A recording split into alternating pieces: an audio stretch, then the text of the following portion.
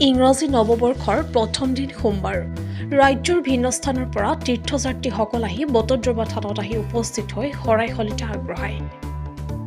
তেওঁলোকৰ লগতে দেশৰ মংগল হয় তাৰে কামনা কৰি গুৰুজনাৰ ওচৰত সেৱা লয়।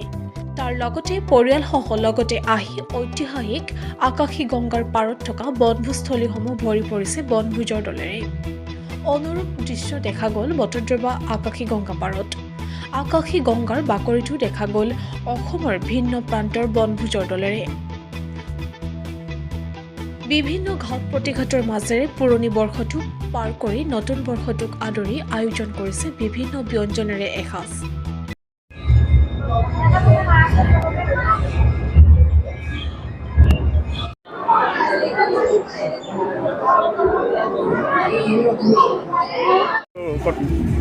কথা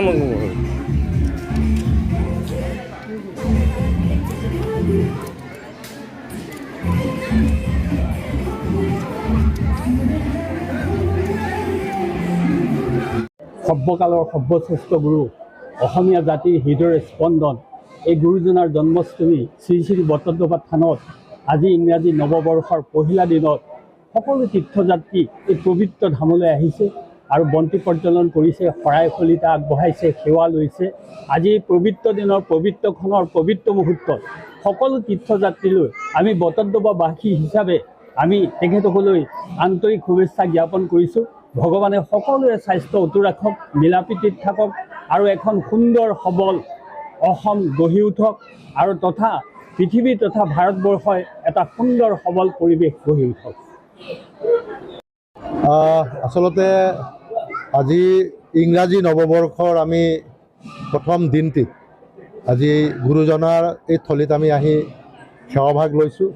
আজি অজস্ৰ অসমৰ জনসাধাৰণে বছৰৰ ইংৰাজী নৱবৰ্ষৰ প্ৰথম দিনাখন আগন্তুক বছৰ তেওঁলোকৰ জীৱনত বাট পথ কেনেকৈ সফল হ'ব পাৰে তাৰ উদ্দেশ্যৰে সকলোৱে আহি গুৰুজনাৰ পৰা আশীৰ্বাদ লৈছে।